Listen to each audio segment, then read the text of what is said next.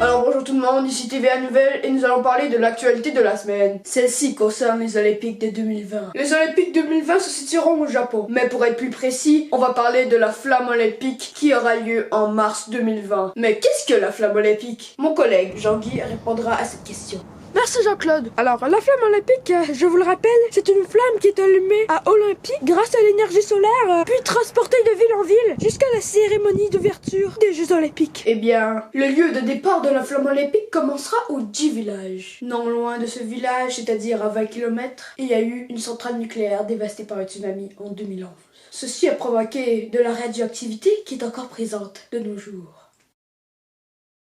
Mais alors, de qui parle-t-on dans cette actualité? Oui, alors on parle dans cet article de Greenpeace et de la sécurité nationale japonaise. Et Jean-Guy, c'est qui Greenpeace au juste? Greenpeace, c'est un réseau international d'organisations indépendantes qui agit selon le principe de protéger l'environnement. Greenpeace a détecté à Fukushima, non loin du J-Village, de fortes radiations, soit de 1,7 microsievert par heure. Ce qui n'est pas le cas de la sécurité nationale japonaise, car celle-ci dit qu'il y a 0,23 microsievert par heure. Ce qui contredit la sécurité nationale japonaise, car celle-ci dit qu'il y a moins de radiation que Greenpeace le dit. Mais quand est-ce que cet article a été publié? Eh bien, le 5 décembre 2019, bien entendu. Jean-Guy, quelles sont donc les causes de cet événement? Jean-Claude, il faut que je vous dise qu'il y a plusieurs causes. Alors déjà, la cause de radioactivité du J-Village est provoquée à cause de la centrale nucléaire qui a été dévastée par le tsunami en 2011. Par la suite, Greenpeace inspecte les lieux et découvre qu'il y a de fortes radiations, de la radioactivité, près de la région de Fukushima où se trouve le J-Village. En fait, il n'y avait pas tant de causes que ça, mais quand même. Mais où est-ce que cet événement se passe? À Tokyo, plus précisément dans la région de Fukushima, comme je vous l'ai dit jadis. Je vous le rappelle, Fukushima est une région non loin du J-Village où sera exposé le départ de la flamme olympique. Mais quelles sont les conséquences alors? Cela compromet la confiance que nous avons envers le Japon à organiser les Jeux olympiques de façon sécuritaire. Mais comment? Quelles sont les circonstances, Jean-Guy? Alors maintenant je vais vous parler du déroulement de cette affaire.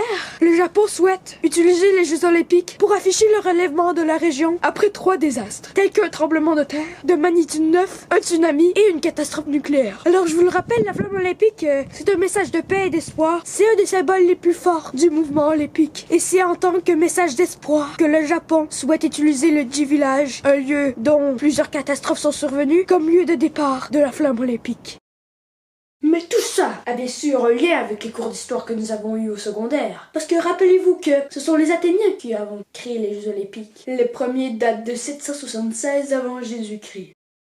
Mais il y a un lien avec le passé également. Quel est ce lien, Jean-Guy? Pour les Jeux olympiques de 2016 qui devaient avoir lieu au Brésil, je vous le rappelle, pour être plus précis, c'était à Rio. Il y a eu une crise financière. 50 jours avant que les Jeux olympiques commencent, ils ont annoncé qu'ils ne pouvaient pas recevoir ceci à cause de la crise financière. Cette crise devenait tellement grande que par la suite, il y allait avoir de grandes défaillances dans le système de sécurité, ainsi que dans celui de l'éducation, du transport, de la santé et du système environnemental. Mais heureusement pour eux, Rio ont su recevoir les Jeux olympiques 2016. Ils s'en sont bien sortis. Merci Jean-Claude, c'était tout pour moi.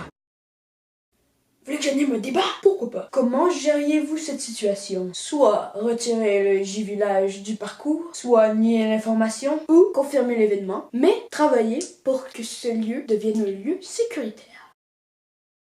Et la seconde question, les Jeux olympiques ont-ils gardé leur valeur originale? C'est-à-dire de mettre le sport au service du développement harmonieux des humains. C'est-à-dire de préserver une société pacifique. C'est donc un esprit d'amitié.